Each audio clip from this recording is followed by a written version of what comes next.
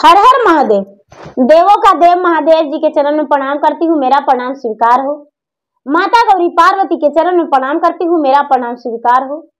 गणपति ललनवा के चरण में प्रणाम करती हूँ, मेरा प्रणाम स्वीकार हो। सब गुरु भाई बहना के चरण में प्रणाम करती हूँ, मेरा प्रणाम स्वीकार हो। माता और पिताजी के चरण में प्रणाम करती हूँ, मेरा प्रणाम स्वीकार हो। गुरु भाई बहना, मैं एक कथा सुनाने जा रही हूँ, इस कथा को पूरा सुनिए और रह जाने। हर हर महादेव, घर घर महादेव। गुरु भाई बहना, एक राजा थे और एक रानी थी। राजा जो थे बड़े बुद्धिमान थे, बड़े पराक्रमी राजा थे, बड़े अच्छे थे। राजा के प्रजा जो थे राजा के बड़े पसंद करते थे, बहुत राजा को अच्छे समझते थे। धीरे धीरे समय बीत रहा था। समय बीतते बीतते कई वर्ष हो गया, लेकिन राजा रानी का कोई संतान नहीं हुआ। राजा रानी को कोई संतान नहीं हुआ तो पूरा नगर वासियों आपस में बात करने लगे कि अच्छे राजा रहे या बुरे राजा रहे, ऐसा राजा को रख कर क्या करेंगे, ऐसा राजा को रख कर क्या करेंगे जो किसी काम का नहीं। जब इसको संतानें नहीं है तो इस राज में रह के ही राजा क्या करेगा। अरे आज नहीं कल दूसरा राजा चढ़ाई करेगा और हम लोग को सबको मार गिरा कर और राज को अपना बना के बंदी बना लेगा हम सबको। इसलिए राजा को हम सब मिलकर घर से निकाल दे, गांव से निकाल देंगे, नगर से निकाल देंगे और हम लोग अपना मनपसंदी किसी को राजा बनाकर राज सिंहासन पर बैठा देंगे। दीदी, ये बात राजा के मंत्री को पता चल गया। राजा के मंत्री जो थे राजा से बोले कि देखिए, ऐसा है राजा साहब कि पूरे नगर वासियों ऐसा बना रहा है मन में, ऐसा मन में बना लिया है कि 4 से 6 महीना होते होते आपको इस राज्य से निकाल देगा बंधक बना के और राज सिंहासन पे कोई को बैठा देगा। तो देखिए राजा साहब, हम तो मंत्री हैं, तो हम तो मंत्री रहबे करेंगे, काहे कि हमको बाल बच्चा है और आपको बाल बच्चा नहीं है। तो राजा साहब घर से तो निकलिएगा आप। तो ऐसा है कि आप अभी अपना मर्जी से राज छोड़ दीजिए और इस राज से चले जाइए। राजा को बड़ा दुख हुआ कि हे भगवान, जिस मंत्री को अपना पलकों पे बैठा के रखे आज वही अनेक प्रकार के बात कर रहा है। राजा जो थे बात सुन के और अपने पत्नी के पास गए, रात्रि बिताए। सवेरा हुआ तो सवेरा होते ही राजा साहब दरवाजे पर बैठ गए। प्रतिदिन राजा साहब सुबह सुबह दरवाजे पर बैठते थे। राजा के दरबार में बहुत लोग आते थे, चाय पानी पीकर चले जाते थे। प्रतिदिन की तरह उस दिन भी दीदी राजा साहब अपने द्वार पर बैठे। कई व्यक्ति आए, राजमहल से चाय बनकर आया, लोग चाय पिए और उसके बाद राजा से बातचीत किए, चले गए। सब प्रजा तो जान रहे थे कि इस बात के बारे में राजा साहब को कोई जानकारी नहीं है, लेकिन राजा साहब सब बात को जान चुके थे।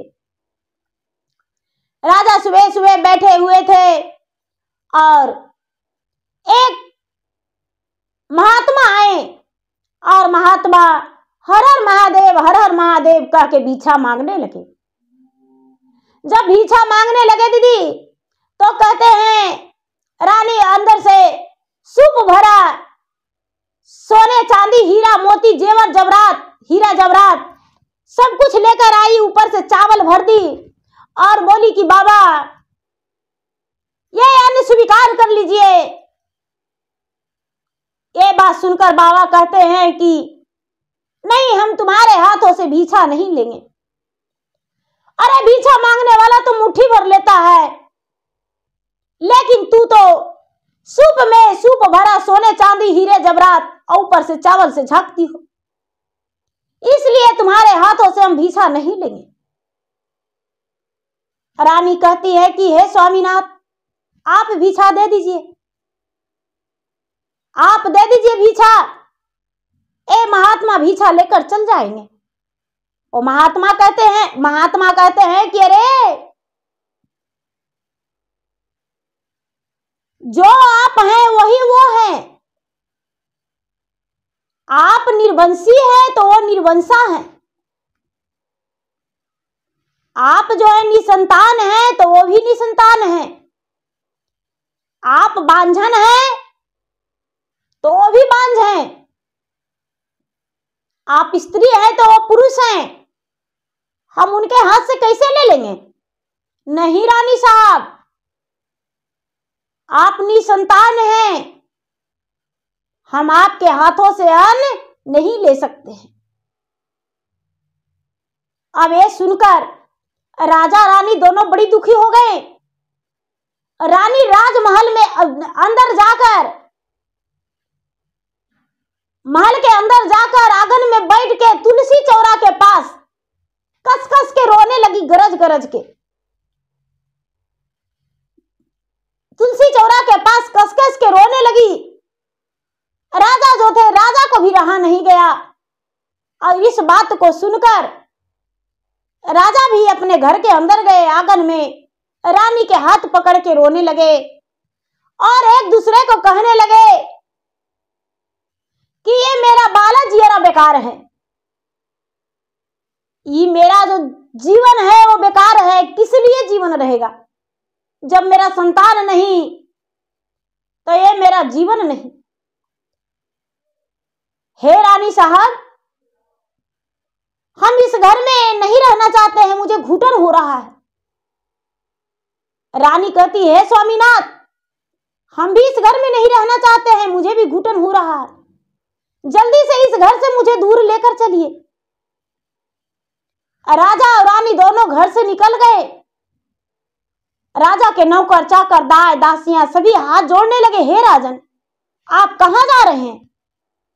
राजा बोले, कुछ ही देर में आ रहे हैं, भोजन बनाकर रखना। राजा रानी दोनों हाथ पकड़ के राजमहल से बाहर हो गए। राजा का एक सुंदर सा बहुत बड़ा सा बगीचा था। राजा का एक सुंदर सा बहुत बड़ा बगीचा था, और बगीचा में जाकर राजा रानी दोनों बैठ गए। सिसक सिसक के रोने लगे, एक दूसरे को भी नहीं देख रहे थे। दोनों का आंसुओं-धार बह रहा था, जैसे कि आंसुओं की धारा से गंगा का लहरा उमड़ पड़ा है। वहां जमीन गड्ढे हो चुका था। राजा रानी को पता भी नहीं था कि मेरा आंसुओं से यहां जमीन गड्ढा हो गया है। दीदी, अब तो राजा रानी दोनों बड़ी दुखी, चिंतित, चुपचाप वहां रोए जा रहे हैं। भगवान शंकर और मैया पार्वती दोनों कैलाश पर्वत पे बैठे हुए थे, और बैठकर दोनों इधर उधर देख रहे थे। माता पार्वती कहते हैं कि हे महाराज, हे स्वामी, हम आज आपको कुछ दिखाना चाहते हैं, क्या आप मेरे बात को मानेंगे? शंकर भगवान बोले, हे देवी, हे प्राण प्रिय, आप क्या दिखाना चाहते हैं? मैं अवश्य उसे देखने को लिए तैयार हूं। जब शंकर भगवान को पार्वती दिखाया कि देखिए बगीचे में दो प्राणी बैठा है, उसका आंसुओं से देखिए गंगा की लहरा उमड़ रहा है। देखिए, शंकर भगवान बोले कि हां, दोनों रो रहा है। माता पार्वती कहते हैं, आखिर क्यों, क्या कारण है? अरे राजा इतना भक्ति करता है, पूजा पाठ करता है, रानी भी करती है, लेकिन फिर भी वह निसंतान है, तो किस कारण निसंतान है? कोई तो वजह होगा।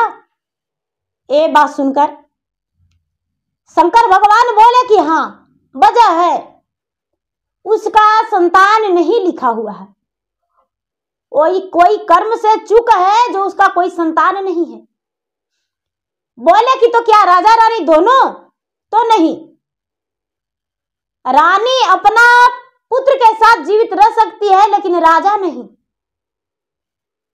यदि रानी अपना बलिदान देने को लिए, सुहाग का बलिदान देने को लिए तैयार हो जाएगी तभी उसको संतान सुख मिलेगा, और नहीं तो नहीं मिलेगा। शंकर भगवान के पार्वती बोले कि ए महाराज, आप जाइए और राजा से कहिए। राजा जो है, राजा रोए जा रहे हैं, उन्हें चुप कीजिए और इस बात को उनके पास रखिए। जब ये बात पार्वती बोले तो पार्वती से शंकर जी कहते हैं कि हे देवी, आप ही जाइए ना, हम नहीं जाने वाले हैं, आप ही जाइए, हम क्या कहेंगे। पार्वती बोले कि तो ठीक है, हम जाते हैं। पार्वती एगो बुढ़िया के रूप धारण कर लिए, 120 बरस के बुढ़िया बन गए। पांव में पांव लड़खड़ा रहा था दीदी, और उनके माथे पे एक मोटरी था, और उसी बगीचा में चल गए। जड़ी बूटी मोटरी में भरा हुआ है, उसी बगीचा में चल गए और कहने लगे कि ये बगीचा किसका है बाबू, इसमें तो बड़ा कीमती कीमती जड़ी है बेटा। राजा साहब बोले, अरे कौन हो, क्या चाहती हो?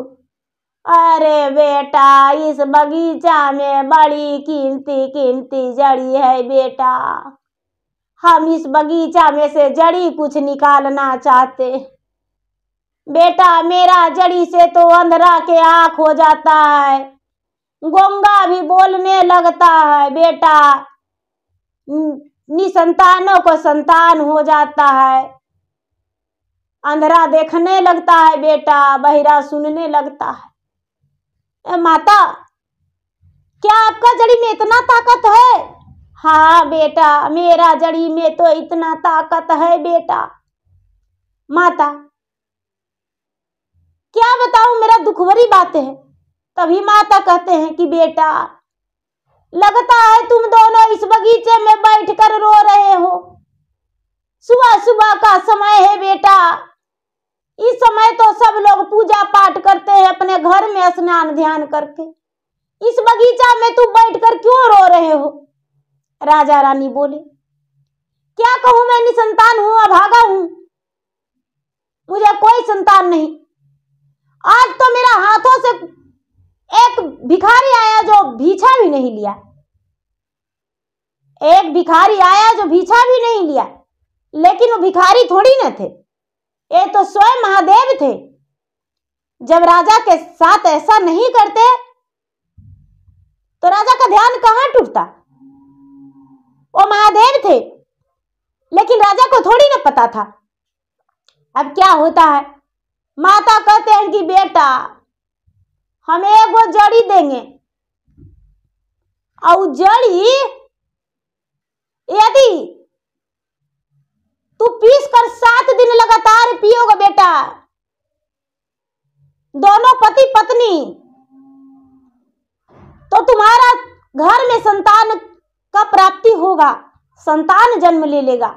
बोले कि ऐसा? तो हाँ ठीक है माता, लेकिन बेटा एगो बात है, पहले सुन लो। जब तुम्हारा घर में पुत्र जन्म लेगा तो पुत्र जन्म लेने के 3रा दिन चाहे तो उसको माता मर जाएगी, चाहे तो उसको पिता मर जाएंगे। दीदी,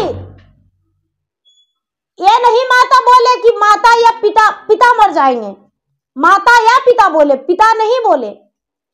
कहते हैं कि माता, यदि माता मर जाएगी तो उस बच्चा के पोसेगा कौन?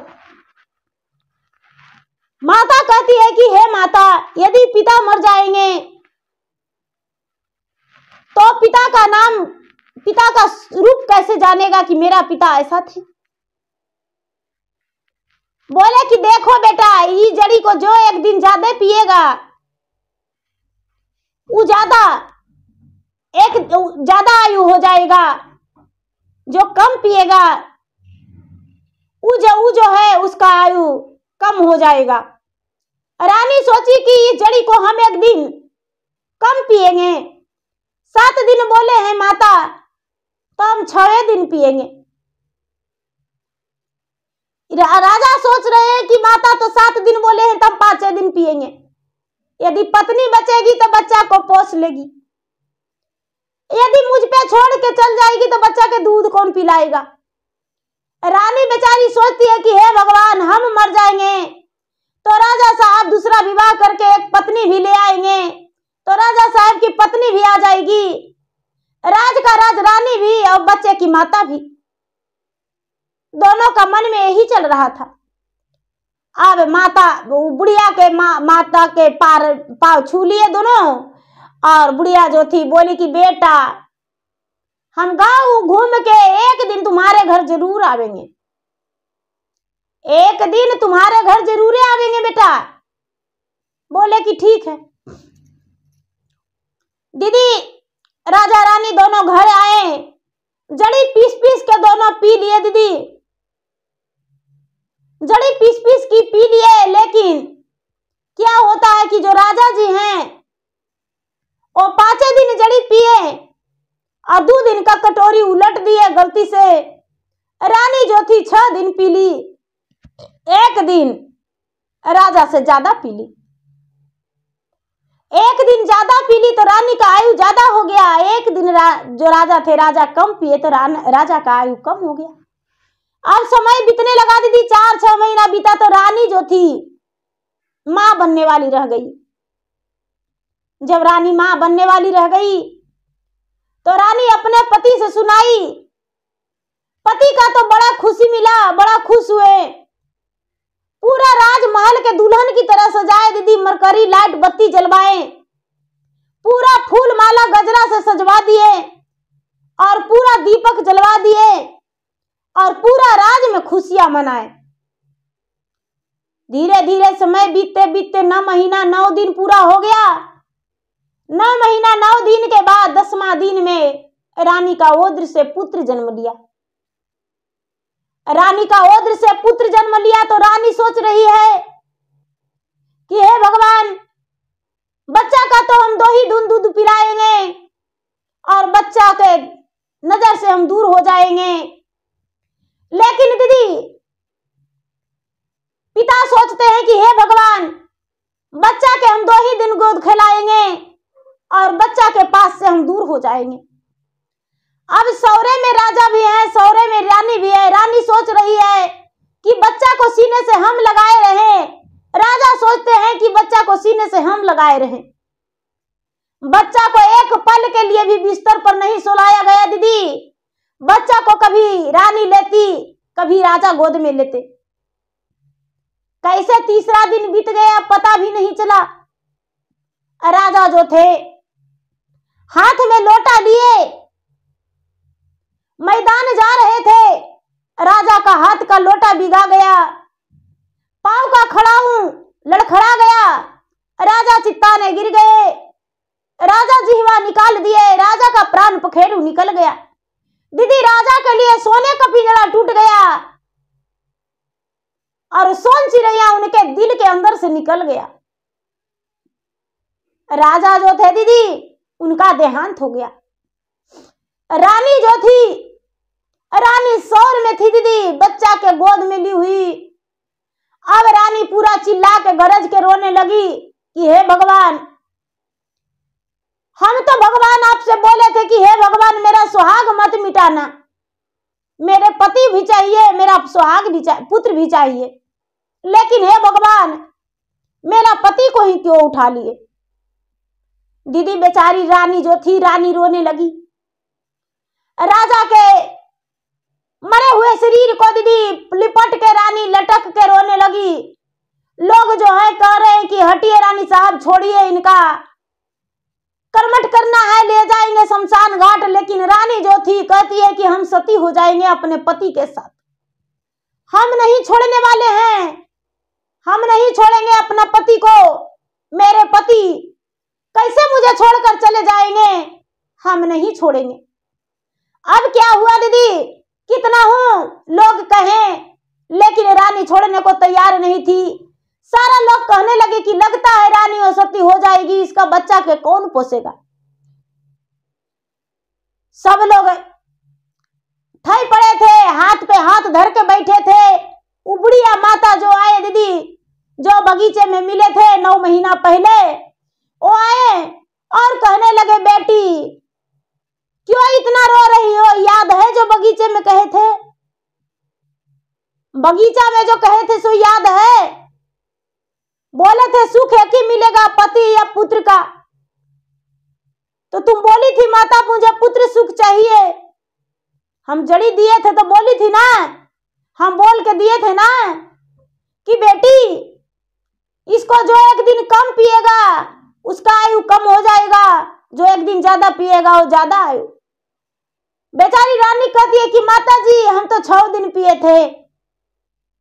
तो माता कहते हैं कि बेटी याद करो, तुम्हारा जो पति है वो 2 दिन तुम्हारे सामने कटोरी उलट दिया था, 2 दिन कटोरी उलट दिया था, 2 दिन कम पिया था, वो 5 दिन पिया था, तो उसका आयु और कम हो गया। बेटी तुम हार गई, तुम्हारे पति जीत गए, अब तू अपना पुत्र के साथ जीवित रहो बेटी, और तुम्हारे पति जो है स्वर्ग सिधार गए, वो भगवान के प्यारे बन गए, इतना ही दिन के तुम्हारे साथ उनका था। दीदी माता समझाती है कि देखो तुम्हारा पुत्र को माता और पिता का सुख नहीं लिखा था, छोड़ दो। दीदी अब क्या होता है, रानी जो थी बेचारी अपना पति का सबका छोड़ दी, सब मिलकर उसके पति को नहलाए धोलाए, हल्दी चंदन घी लगा कर दीदी उसके नए वस्त्र पहना के फूलों माला से सजा के और मसान घाट ले गए। दीदी चंदन का लकड़ी से उन्हें अग्नि संस्कार कर दिए। अब बेचारी एक विधवा स्त्री अपने बच्चे के साथ जीने लगी। अब तो उसका राज नहीं रहा दीदी, राज भी चला गया, पति भी चले गए, अब तो एक गोद में पुत्र ही है। अब तो बेचारी विधवा स्त्री का राज कौन संभालता, राज जो था दीदी राज छिना गया, राज लोग दूसरे लोग उसके चलाने लगे। अब इसके पास तो कुछ रहवे नहीं किया, अंधन था, धीरे धीरे जीवन व्यतीत करने लगी, अपना बच्चा के पोसने लगी। जब बच्चा के पोसने लगी दीदी धीरे धीरे समय बीतने लगा, बीतते बीतते बीतते बीतते 4-6 महीना, साल भर, 2 साल, 4 साल, 5 साल जब बेटा के हुआ तो बेचारी अच्छा सा स्कूल में अपना बेटा को नाम लिखवा दी और पढ़ाने लगी। समय बीतते बीतते 4 साल, 5 साल, 10 साल, 15 साल हो गया दीदी, बेटा जवान हो गया तो लोग कहने लगे कि ये रानी साहब बेटा के ब्याह कर दीजिए और आपका घर में नई नवेली दुल्हन आ जाएगी, पतोह आ जाएगी और आप लोग 3 प्राणी हो जाइएगा, आप लोग 3 हो जाइएगा दीदी और तीनों बड़े अच्छे से रहिएगा। रानी सोचती है कि मेरा जो प्रजा लोग हैं, गांव वासियों हैं, मुझे अच्छा करें, बेटा के ब्याह कर देंगे और मेरा घर में पतोह आ जाएगी। दीदी रानी जो थी भगवान के भक्ति पूजा पाठ तो करवे करती थी, बेचारी अपना बेटा के ब्याह के बात रख दी। मंत्री सलाहकार जो थे इस बात को स्वीकार किए, उसका बेटा को ब्याह करवा दिए, नई नवेली दुल्हन घर में आ गई और माई बेटा और पतोह तीनों मिलकर घर में रहने लगे। धीरे धीरे 4-6 महीना बीता दीदी। जब 4-6 महीना बीता तो जो रानी का बेटा था वो बोला कि ये माँ हम परदेश जा रहे हैं, माँ हम परदेश जा रहे हैं, ए माँ हम परदेश जा रहे हैं और परदेश जाकर कुछ रुपये कमा कर लाएंगे माँ, और कुछ रुपये कमा कर लाएंगे तब जीवन परवरिश अच्छा से होगा। बेचारी रानी जो थी अपना बेटा को बोली कि ठीक है बेटा जाओ, परदेश जाओ बेटा, 2 पैसे कमा कर लाना और लाकर बेटा घर में अच्छा से परवरिश करना, मेरा बहू को किसी चीज का कमी नहीं होने देना। दीदी जब बेचारी रानी का बेटा परदेश चला गया और परदेश में 1-2 बरस लगातार बिता दिया, अच्छा सा धन कमा कर ले आया दीदी पैसा, और घर में जो भी कमी था वो सब कुछ घर में ले आया। अपना पत्नी के और माँ के लिए अच्छा अच्छा कपड़ा, अच्छा अच्छा खाना का व्यवस्था कर दिया। धीरे धीरे समय बीता। रानी का जो एक बेटा था, बहू का ओद्र से एक सुंदर सा राजकुमार जन्म लिया।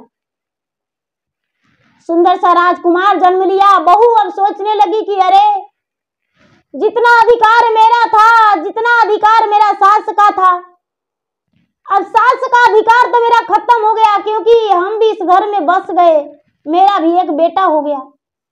तो सास को घर से तो हम निकालिए देंगे, काहे नहीं निकाल देंगे। अब सास को दीदी बहू फटली पुरान देने लगी पहनने के लिए, और खाने के लिए बासी कुसी देने लगी कि ए माँ जी, ताजा भोजन आप खाइएगा माँ जी, बासी रोटी दूगो बच्चल है, खा लीजिए ना। बेचारी रानी रोती थी, कुड़ती थी, कलपती थी कि हे भगवान, लेकिन फिर भी कहती थी कि हाँ बेटा, तुम ललकोरी हो, कैसे खाएगी बासी भोजन, हमको दे दो।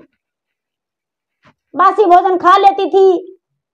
धीरे धीरे बच्चा बड़ा होने लगा तो उसका जूठा कुटा, माँ जी बाबू छोड़ दिया है भात, खा लीजिए ना माँ जी, बाबू रोटी फेंक दिया था माँ जी, खा लीजिए ना। जूठा कुठा बासी कुसी देने लगी, तब पर भी बुढ़िया नहीं मरी। अब बहू का मन में बार बार यही लगता था कि किसी तरह से मेरा सास मर जाती तो बड़ी अच्छा था। हे भगवान, सास इतने पूजा पाठ करती है कि मरवे नहीं करती है, बड़ी दुख देती थी। उसके बाद भी रानी का मृत्यु नहीं हुआ। धीरे धीरे समय बीता तो अपना पति से कहती है कि ए जी, आपका माता बड़ी कठोर है जी, आपके माता बड़ी कठोर है, हम खाते हैं जो थरिया छीन लेती है, हम जो खाना खाते हैं वो थरिया छीन लेती है, अपने खा जाती है।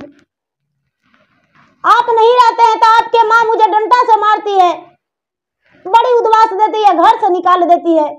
ऐसा माँ के निकाल ही देते तब भी अच्छा रहता।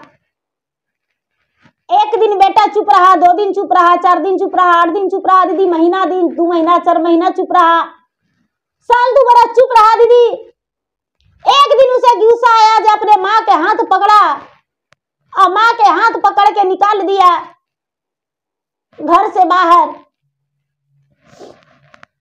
घर से बाहर निकाल दिया दीदी, तो बेचारी दरवाजा से बाहर होकर कहती है कि बेटा, क्या कसूर हम किए जो घर से हमको निकाल दिया बेटा, हम कोई कसूरवार नहीं है।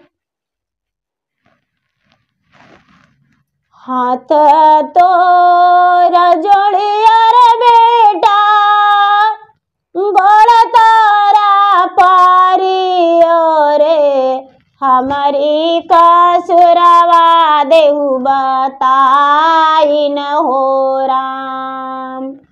कबनी कसुरवा रे बेटा, हमारा से भयले हो, घरवा से दिहलू निकाली न हो राम। तोहरे करन मेरे बेटा, पति जी के तेजली हो, मिटी देली मांग के सिंदूर न हो राम। तेजियो में दली रे बेटा, 16 सिंगारावा रे, तेजी देली सुख सन सारन हो राम। तेजियो में दली रे बेटा, पति जी के प्राण मारे, कवनी करन में घर से निकाललू हो राम। तोहरे करन मेरे बेटा, बउआ के मार खाएली रे, सूखल रोटिया खाई घरवारा हली हो राम। किया हो रामा, बबुआ के गोदिया लेके हम बैठली हो राम। किया हो रामा, स्वामी जी के सुखवा तेजी दी हली हो राम। दीदी भैया अपना बेटा से कहती है, बेचारी कलेजा फर फर के रोती है, कहती है कि बेटा तुम्हारे कारण हम पति को तेज दिए, तुम्हारे कारण अपना पति सुख नहीं देखे, 16 श्रृंगार को हम मिटा दिए, मांग का सिंदूर को तेज दिए, हम अपना पति को प्राण को त्याग दिए कि हमारा बेटा होगा, गोदी में लेके बैठेंगे, मेरा राज दुलारा कहलाएगा, हमारा बांझन नाम मिट जाएगा और हम एक पुत्रवान हो जाएंगे और उसके साथ खुश रहेंगे। लेकिन बेटा तूने मेरे साथ क्या किया, तूने मेरे साथ क्या किया बेटा? बहू के कहने पर मुझे घर से निकाल दिया। अरे जूठा रोटी, बासी चावल, बासी सब्जी, बच्चे का जूठा, सब हम स्वीकार किए, भगवान के भोग समझ के उसे ग्रहण कर लिए। कभी भूखा पेट, कभी आधी पेट भी खा कर रहे हैं, लेकिन तुमसे कोई शिकायत नहीं किए बेटा। बच्चों की तरह बहू जब आती, जब 2 लात लगा देती, फिर भी हम उसका कोई शिकवा शिकायत तुम्हारे पास नहीं लगाए, क्योंकि बहू है, एक दिन संवर जाएगी, एक दिन इसे ज्ञान हो जाएगा। लेकिन बेटा तूने मेरे साथ क्या किया, कितना अन्याय किया है बेटा, भगवान तुम्हें माफ नहीं करेंगे। बेचारी रानी जो थी चौखट के घोड़े लग के अब पाछू पीठ दे के और जाने लगी। जब जाने लगी दीदी, तो घर जो तल्ला महला था जो दीदी, ढहने ढन मनाने लगा, अचानक गिरने लगा, और जो दरिद्रा है हाहा कर हंसने लगी। दरिद्रा माता जो थे हाहा कर हंसने लगे, पूरा राजा के किला जो था ढहने ढन मनाने लगा। तब बेटा है हाथ जोड़ के कहता है कि हे गिरी महाराज, मेरा माँ इस घर के छोड़ के गई है, हम नहीं गए हैं, आप इस गिरी को क्यों ढन मना रहे हैं, क्यों निकल रहे हैं लक्ष्मी माता, दरिद्रा क्यों प्रवेश कर रहे हैं? तो लक्ष्मी माता कहते हैं कि जो लक्ष्मी जी थी वो तो निकल गई, तो हम यहाँ पर रह के क्या करेंगे, हम भी तुम्हारे घर से जा रहे हैं विदा होकर, अपना पति पत्नी रहो, सुखी जीवन बिताओ। दरिद्रा जो है वो कह रहे हैं कि हम प्रवेश कर गए, अब कहाँ रहेंगे तुम्हारे घर में, अब हम चल दिए। बेटा जो था दौड़ के माता के खोजने चल गया दीदी। माता कुछ दूर जा चुकी थी, माता के हाथ जोड़ के पांव पड़ के जबरदस्ती पकड़ के घर लौटा के लाया कि माता तुम ही मेरा गंगा हो, तुम ही मेरा जमुना हो, तुम ही मेरा सब कुछ हो, देवी देवता सब कुछ हो, आज से तुम्हें एक बात नहीं कहेंगे, माता मुझे क्षमा कर दो, गलती हो गया माँ मुझे माफ कर दो, दोबारा गलती मुझसे ऐसा नहीं हो, माँ मुझे क्षमा कर दो। दीदी भैया माँ तो माँ होती है, माँ का ममता एक गंगा जमुना की तरह होती है, माँ का कलेजा संतान के लिए उमड़ता है, संतान चाहे जो कर ले। माता कभी कुमाता नहीं होती है, पुत्र कुपुत्र हो जाते हैं। माता का ममता जो है अटूट है, अपने पुत्र को अपने सीने से लगा के और बोली चलो बेटा। बेचारी रानी घर आई, आधा किला इतना ही में ढह ढन बना गया था। आते ही चौखट के गोड़ लग के कहती है कि हे लक्ष्मी माता, आप जैसे थे वैसे हो जाइए, इस महल के पुजारी हम आ गए। लक्ष्मी माता फिर से विराजमान हो गए, जैसे राजा का महल था वैसी हो गया। बहू जो थी सास के पांव पर गिर गई और कहती है कि माता जी हम आपको बड़ी दुख दिए, लेकिन अब दोबारा ऐसा गलती नहीं करेंगे। माता के चरण में आज हम जान गए कि सब कुछ होता है, धन संपत्ति गंगा जमुना सरस्वती पाप पुण्य सब होता है। इसलिए माता आपको चरण हम प्रतिदिन छुएंगे, हम कोई देवी देवता का पूजा नहीं करेंगे, आपका चरण का पूजा करेंगे। बहू जो थी प्रतिदिन नीत उठकर पाँव छूने लगी, अपना सास से आशीर्वाद मुख भर के लेने लगी और अपने पति के साथ, अपने पुत्र के साथ, अपने सास के साथ उसी राजमहल के अंदर खुशी जीवन बिताने लगी। सब लोग अच्छे से रहने लगे, घुल मिल कर रहने लगे।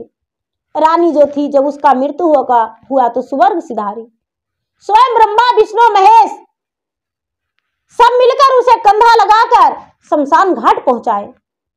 तो गुरु भाई बहना, किया धरा एक दिन जरूर मिलता है, आगे या पीछे जरूर मिलता है।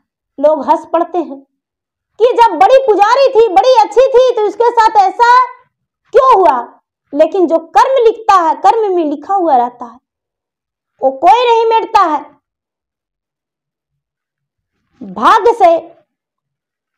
भाग्य में जो रहता है, भाग्य से ज्यादा कुछ नहीं होता है। किस्मत का खेल निराला होता है। तब प्रेम से बोलिए शंकर भगवान की जय।